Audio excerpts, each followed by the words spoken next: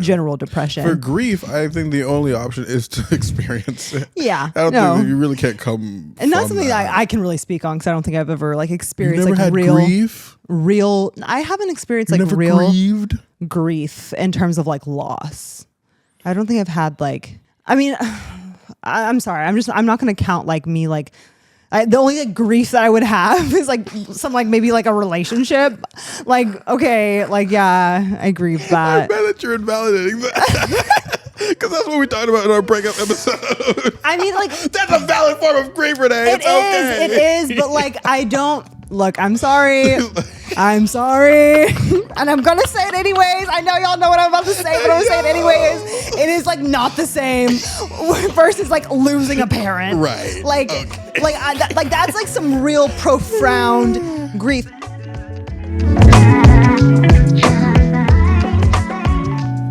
Welcome back, everybody, to another episode of the Intellectual Podcast, where we're just putting a dash of nuance to the polarizing conversations of the internet. I'm Jem. And I'm Renee. I'm never going to forget to introduce my name ever again. I was so embarrassed. That was hilarious. That other time, that was crazy. And you are Jem. Yeah. Like, you are oh Jem. my goodness. I have to edit that shit and look at it every hour. I was like, I'm so fucking over this. Your face with your public embarrassment. Like, oh my goodness. I can't believe that happened to me. Yeah. But anyways, we're going to be talking about something very simple and very relevant. Something that we all deal with multiple times throughout our lives. Coming off of that emotional regulation episode. We're having a very emotional day today. a little bit. I'm very emotional, you don't understand. But we're going to explore sadness and some ways to really like process and deal with the feeling of being sad, because we all experience it, and a lot of times like it ruins your motivation. Totally. It stops you from wanting to do things. You just kind of want to curl up in a ball and cease to exist as best you can. So. Right. Don't want to be perceived. Rot in a bed. Yeah. I understand that. I do it. Yeah. I do be wanting not to be perceived too. Right. So I get it. But it's not an effective way to exist. Yeah. Not to say that you shouldn't process your grief and deal with your emotions, but there's a time and place and a context for everything. You can't persist like that indefinitely. So I scoured the internet and I found some ways in which one might assist themselves into getting out of that mindset. And I think also too, like, sorry folks, my mic keeps bothering me. Okay, I'm sorry. Sorry, I'm like having an internal freak out. I'll get you a longer cord so we can put it back to where it needs to be. It's bothering me. Oh my goodness. But I think also too, kind of like separate from, I think there's like, you know, in our day-to-day lives, months, years, etc. Like people, you know, you go through moments and seasons of like sadness or like, because I know off camera we had talked about like, not wanting to call it depression. And I want to distinguish between in this episode, like real like clinical depression that you get diagnosed by, you know, a therapist, you have a psychiatrist kind of combination. A little hormone imbalance in there. Right. Some chemical imbalances going on, etc. Versus just like feeling depressed and having it being in a season of your life where you're feeling kind of generally like down or whatnot. Just being standalone from like maybe like grief in particular. I feel like that's a whole other like situation, or just like I said, general depression. For grief, I think the only option is to experience it. Yeah. I don't think that you really can't come. And that's something that I can really speak on because I don't think I've ever like experienced like grief. I haven't experienced like real grieved? Grief in terms of like loss. I don't think I've had like, I mean, I'm sorry. I'm not going to count like me like, the only like, grief that I would have is like some like maybe like a relationship. Like, okay, like, yeah, I grieve that. I'm mad that you're invalidating that. Because that's what we talked about in our breakup episode. I mean, like, that's a valid form of grief, Renee. It is, but like, I don't. Look, I'm sorry. I'm sorry. And I'm going to say it anyways. I know y'all know what I'm about to say, but I'm going to say it anyways. It is like not the same versus like losing a parent. Right. Like, like that's like some real profound grief. But that being said, in terms of like topic of like sadness, not just like kind of like Jem will be coming from like a place, I'm speaking for you, of like how to like process through that sadness and get yourself out of it. And for me, I'm coming from more of like an anecdotal experience of like how to like really identify like the sources of your sadness that are not so, I think are much more common knowledge now, but aren't necessarily like, I think what people like immediately go to when it's like, okay, how do you like, for lack of better words, cure your sadness? Okay.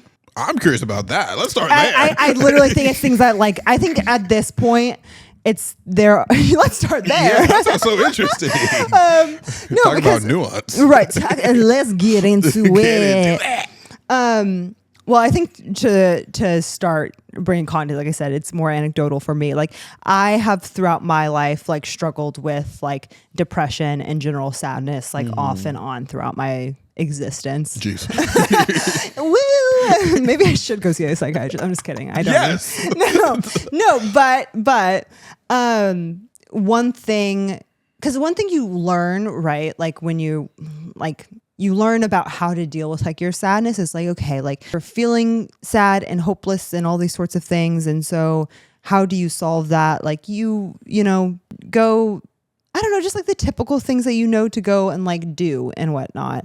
I think something touch grass. Yeah, go touch grass, hang out with your friends, like go laugh or something, find purpose. I don't know. Jesus. I'm having a really hard time expressing. But I think one thing that I, in my adult life, am like learning and realizing, or not learning, realizing is that there's a lot of like lifestyle habits that really contribute to like your mental well-being, to your state of the state of your mind.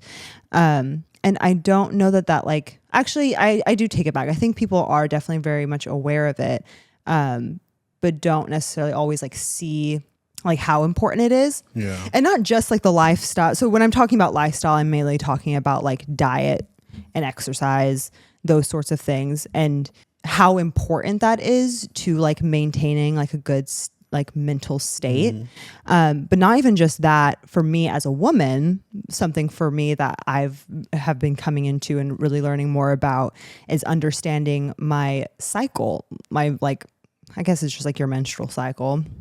But knowing, like, becoming aware of like, you know, my hormonal levels at certain times of like the month and this or that, and like that impacting the way that I'm feeling. So I feel like often, especially as a teenage girl, and obviously your hormones are so crazy at that time because you're just hormonal as fuck.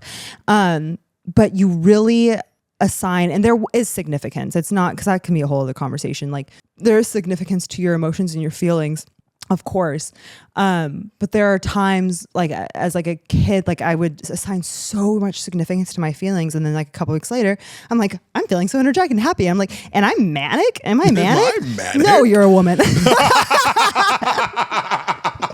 That is what that is. Oh, to be a woman. That's such a freaking oh my God.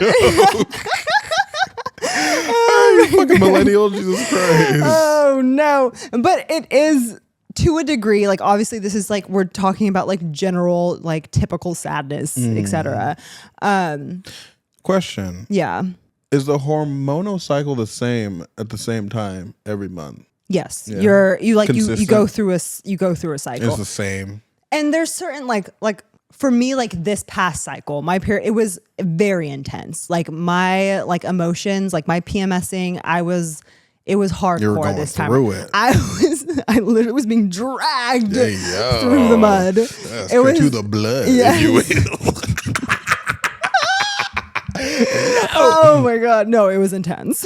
It was very intense. So like there's definitely, I noticed for myself, I'm still within a year of going off of birth control. So I don't know how much like that definitely does impact like the consistency. When does that level out? It's individual. It may never level out. Thank God I never was on it as long as a lot of other women have been, but it definitely does vary person to person. so that can vary, but all to say, like, there were moments in my life when I was like, I'm so sad. And like, I'm just like, oh my God. And this is completely like, I'm assigning so much significance like to this moment because I am just so sad. And I don't understand why this is making me really sad, but it is. And it must mean something. And a couple weeks later, I'm completely fine. And like part of that had to do with like my cycle and just like, not that the thing didn't make me sad, but maybe wasn't as deep. It made you extra sad. Yeah, exactly. As it was supposed to. And I think, ooh, man. Yeah. I'm just like thinking about having to deal with that. Yeah, it's a lot sometimes. I hate that a lot. Yeah, but it becomes, you really start to really understand. Well, sorry, I feel like I'm all over the place, but it really helps you to like realize, like, makes you feel as if you're more in control. Like you have, because in those moments when you're feeling really sad or down, you're like, what do I even do? Like, okay, yeah, sure, I could go and do things, but like, I'm still like feeling this way and like, et cetera, et cetera. And I don't know, at least for me, it helped me feel as if there was like, okay, there are like things that I could be doing, like, and there are reasons. It's not because I just have like this general state of mind that I'm just like kind of this depressed, sad person. No, like it's because like, well, it's that time of the week. And like, you're going to like, maybe like take things a little harder. You're gonna be a little bit more sensitive than usual. Or, girl, like you haven't been sleeping very well. You've been eating like shit. Of course you're going to be feeling depressed. Like, of course. I wonder why. Like your body's out of whack. Your nervous system's like all, you know what I mean? Like there's all these things, like you're not helping yourself, you know? And then once you get those things figured out and you're still depressed as shit, then maybe, like go see somebody for that. Yeah. People are so quick to pop a pill. Right. It's like maybe you should just like go to sleep at a reasonable time. Right. Don't be up till 4 a.m. Exactly. And think that you're okay. Right. No, 100%. Like there are things that you can do to like help yourself. Anyways, that's my little tangent to start off. But within that, there are like things that I think are really like helpful to do that I think you have like a list of. Yeah, I have a little listy list that I love. And the first one on the list is the way that we ended last episode, which is getting into your body. Yeah. The physical, the birelational something. Let me see. I forget what this thing is called. I have it in the other one. The bidirectional relationship between your emotions and your body. So if you do something different, you'll feel something different. If you're sad and you're curled up and you're hunched over and you're depressed, then like opening up your frame, standing up straight, getting some sunlight, doing all that stuff will really help. But also if you want to process your sadness and not be sad for as long as you are, if you are sad for a long time, tapping into the tricks of how to really understand what's going on. It's like if you're sad, you're not just sad. There's like a physiological response to sadness. You're feeling something, like what's happening. You are feeling lethargic. My body's like blah, blah, blah. And not like assigning negative associations to these descriptors, but just practicing being aware of what state your body's in so that you can then. Right. Yeah. No, it's very true. And like even right with sadness, like there's a whole like stress response, right, that like happens in the body, and it could be like you are sad, so then these stress responses happen, or it could be the opposite, which I think was important for me to like the biohacks. Yeah, actually, not me being a biohacker. Look at you. But I think it is important to really understand like your body and how like the way you treat your body and what you do with your body can impact, right, your mental health. It's not just like your mental health. You have a poor mental health, so you treat yourself poorly. Like sometimes you treat yourself poorly and it affects your mental health. You have bad mental health. Yeah. Exactly.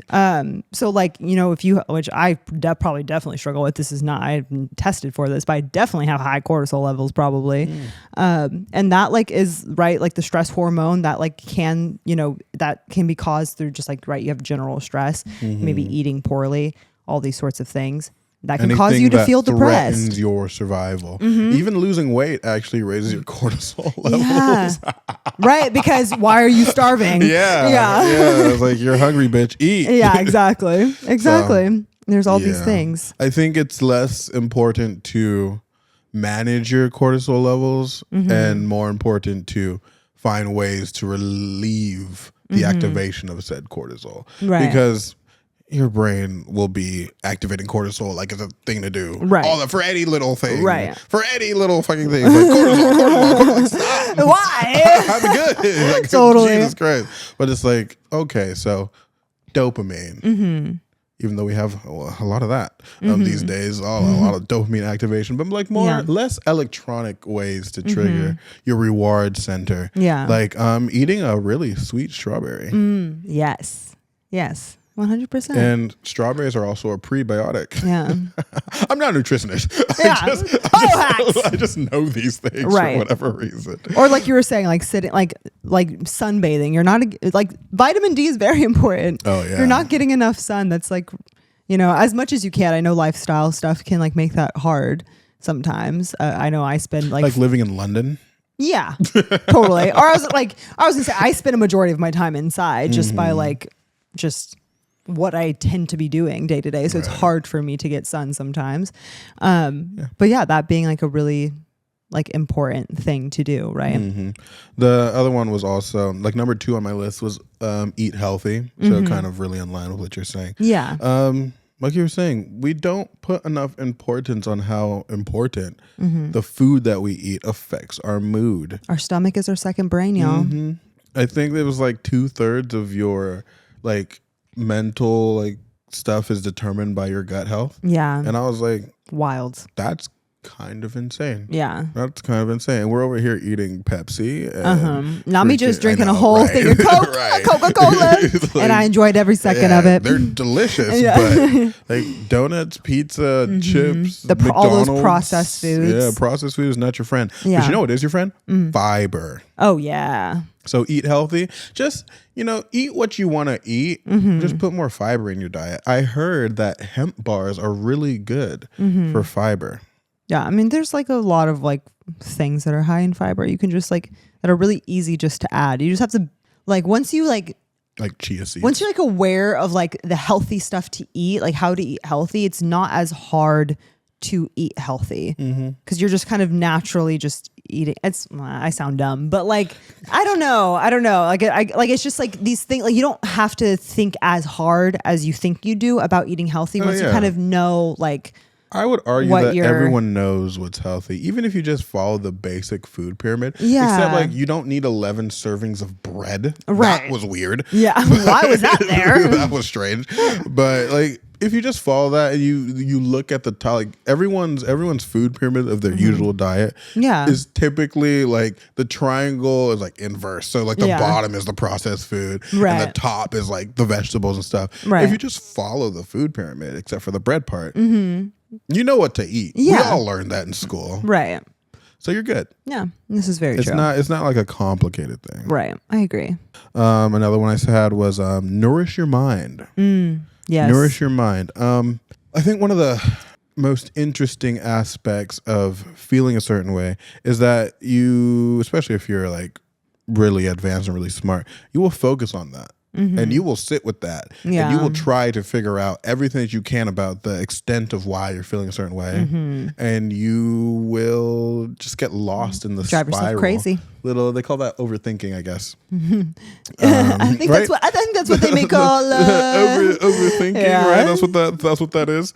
So, a really good way to escape is to literally escape. Read a book. Yeah. Even if it's self-help and nonfiction, like that can feed you with new information, different perspectives that will take you out of that hyperfixation that you have on a certain idea. Even better, I love, if I'm not feeling down, instead of watching TV, I'll like read a comic. Yeah. And then get that new thing. Because like you naturally will immerse yourself in the environment of what you're reading and you get to create that in your own mind for your own self. So it's much better than watching a whatever you would watch. So nourish your mind in that way. Get more and different information into your brain. Right. So that you can well, and I think at those moments, sorry, you didn't finish your sentence. So that you can get out of that state. Yeah. I think too, it's like when you do that, it's you are putting yourself into a moment where you're like, oh, okay, I can like exist in a period of time where I'm like not like feeling sad right now, And you can still like be sad, but you're not like it's not persisting. Right, exactly. Like out you're and in of it. Like you think that it will. Exactly. I agree.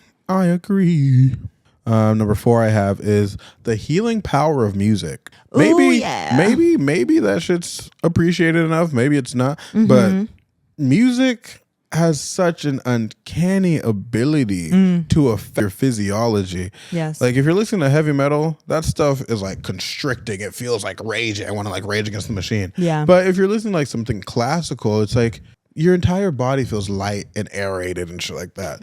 So... But sometimes you need that like hardcore metal music to like get out all that shit. Yeah, I agree. You know? But I'm just saying like the music will naturally make you feel that way. There's a science behind it. Yeah. I can't explain that to you right now, but there's a science behind it. And it's so interesting. So I actually listen to music all the time. I'm constantly listening to music just because I know that it does something to the environment and it does something to my state of mind, and it helps me out if I'm like leaning over to one side of some sort of negative emotion. Like I'll just listen to a happy song, maybe sing along and have a good time. Really like dance in my room type shit. Oh my gosh, I did that recently. Was it fun for you? It was so good. It's great. Yeah, it's really, I listened really to a whole Taylor Swift album. Wow. I listened. You're really on this Taylor Swift thing. I love Taylor Swift right now. I'm so all about her. I am obsessed with her right now. Swiftie over here. I listened to the whole 1989 album. Welcome to New York. Just danced like crazy to it in my living room, and it was really good. It was a lot of fun. I had a lot of fun. But you experienced a crazy ass release. Yes, it was a high. Like I felt like very just like, oh my god. Talk like, about endorphins. You know how like dogs, like when they're like done playing and they're like, like you know, I do. Like, yeah, wow, that's kind of how association. That's kind of how it felt. Nice. So no, 100%. Like music is like a really good tool to like either, to have some sort of like release, or to like make yourself feel better, or to get yourself out of current like state of mind that you may be in. Et cetera, it was probably, in my opinion, the easiest way to switch your state. Yeah. Because put on some belting music, sing that shit at the top of my lungs. I feel great after whatever was in my heart was just it's out now. It's out. It's ready. Totally. I'm like, this is freaking awesome. Yeah. Obviously, easiest since I was talking about endorphins, exercising. Oh yeah. And having a consistent workout routine will actually like limit the length of how much you stay in a state of mind. Yeah. Because there's something about moving weights or running. Yeah. That you're putting your body through all this unnecessary stress that after you're done with it, you can't be down anymore. Yeah. Because you're up. Well, to like a point that you had made in our emotional intelligence episode about how like sadness is like pretty closely like in terms of like the chemical things that are happening in your brain, like it's a stress response. It's a form of like a stress response, like similar things are happening. And if you like run or lift weights or are doing something that's almost like primal, like moving your body in that way, it kind of satisfies that part of your brain that like needs to like fight or flight. But that's true. You know, that's true. It's like how like animals don't really like get sad unless they're in captivity because they're always moving, right? And shit like that. So, yeah, something to be said about like running through the trees or something. Right. Like a little Tarzan action. You're just gonna run through the trees. Yeah, I wanna know. Ooh, yes. Ooh, can you show or be me? Like a little chimp, and there you go, and they hit the trees and they grab at the branches. I don't think that's like a bad sadness, but for sure. Yeah, but they do that. They do. Yes. They do. They'll randomly just like hit a tree trunk and then start running and grab some branches. Oh my goodness! Watch Chimp Empire on Netflix.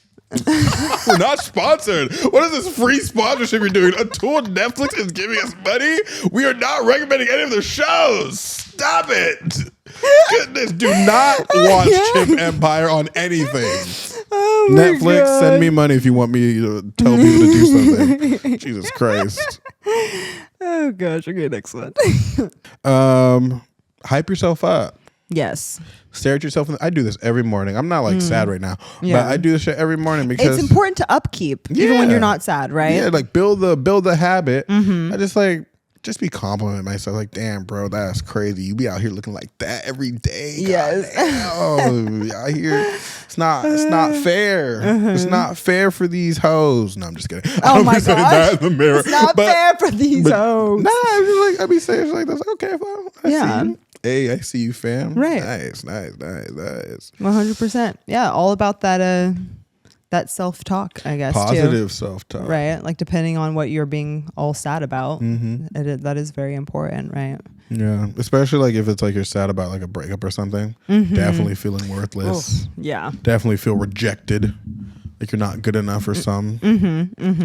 One way to easily feel like you're good enough is to tell yourself you are. You are great. Maybe you weren't good enough for them. At least you're good enough for yourself. Right. Yeah, you have to know that. You have to hold on to that, please. Please, you have to hold on to that one. You might not be good enough for them, but you are damn sure good enough for yourself. Amen. I'm serious. No, this is true. This is true. You do need to know that for yourself. Oh my God. For sure. Oh my gosh. I'm not gonna say everybody's worth everything all the time, man. That's a narrative we need to end. For sure. End that BS, because sometimes you don't deserve him. Oh my God. Sometimes you don't. For sure. Be sad about that. Word. Hey, yo.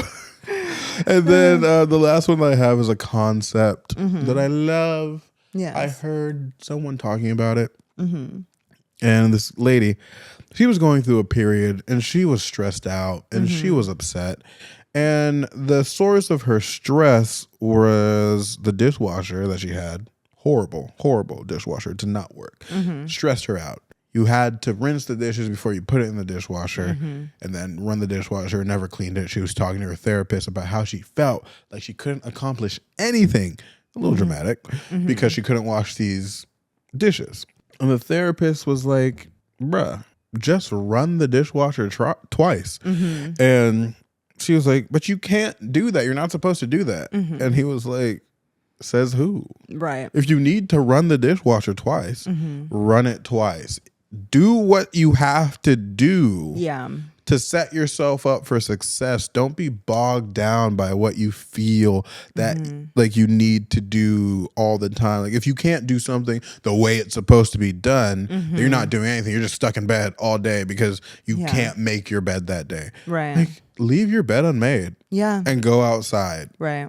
You can't bring yourself to go into the shower.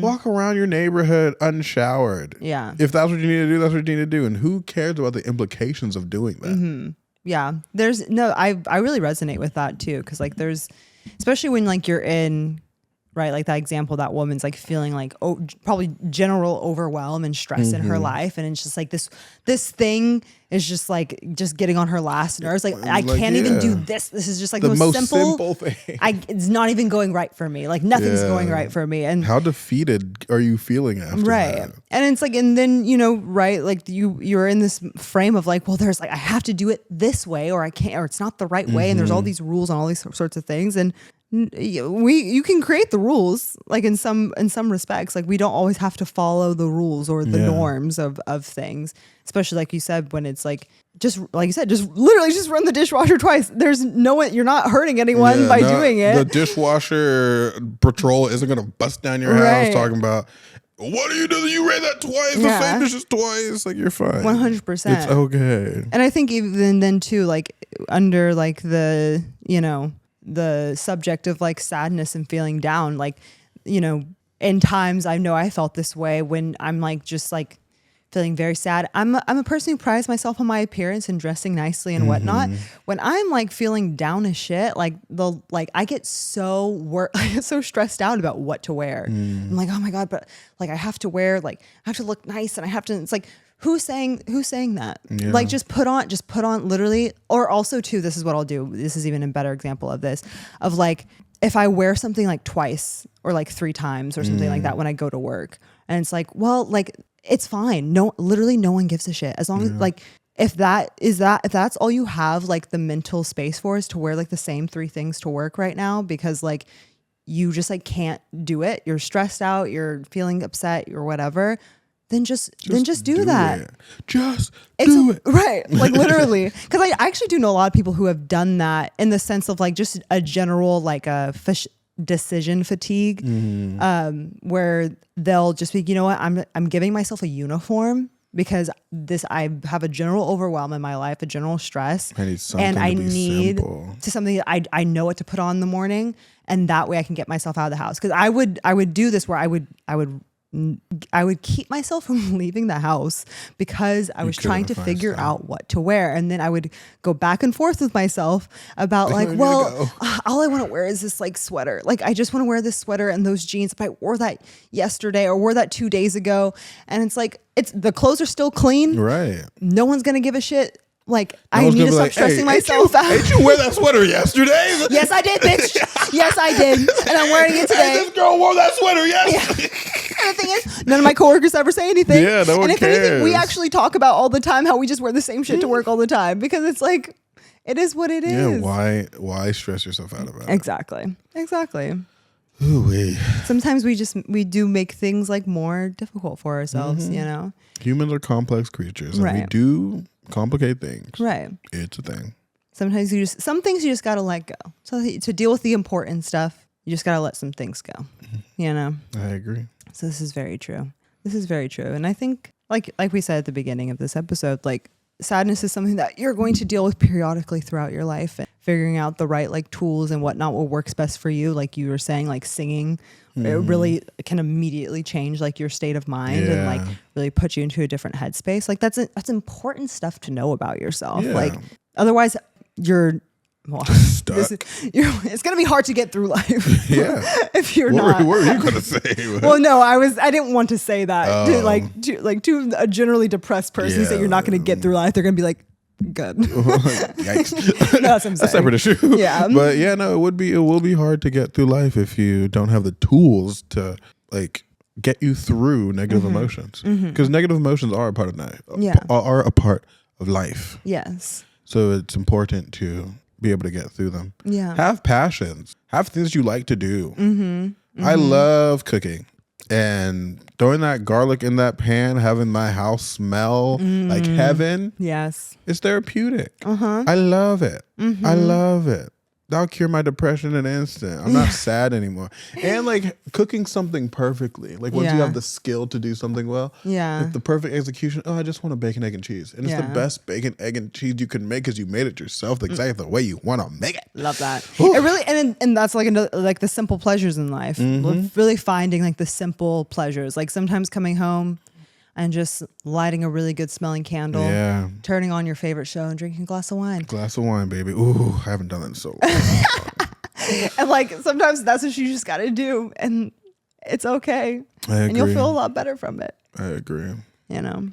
But that is all I have to say about sadness. Yeah. I think this is like a little episode. A little tiny little episode. Yeah. There are like, I'm realizing so many things to be said about. I'm really in like the diet and like really focusing on the bio aspect of it. Gut health in order. Yeah. So you can improve your overall well-being. Exactly. Yeah. We're going to be a gut health podcast now. We're not. But yeah. But yeah, I hope that you could take away something within those lists of things you can do to improve your state. And if you're feeling sad, or at least feel seen in this moment too. Yeah. Feel seen. We see you. We empathize with you, and we want you to feel better. Yeah. So hopefully this helps. If anything, you're not alone in your sadness. Yes. 100%. 100%. And if you're listening to this podcast sad, respect to you. Yeah. I love that. I love that this is what you're listening to when you're like sad and upset. Right. Like for sure. I love that we can be that for you. Interesting. Yeah, this is true. Like right? Like that's right. Like that's so interesting. Like wow, you are like depressed and the thing that you like put on is our podcast. Like wow. I'm honored. I'm a little honored. But yeah, that's all we have to say about it. Hopefully you guys feel better. Yes, and as usual, like and follow our all of our social medias, Instagram, TikTok, YouTube, and Facebook, and all that good stuff. Because at the end of the day, I'm Jem. And I'm Renee. And we're the Intellectuals. Until next time. Adios, amigos. Oh, wow.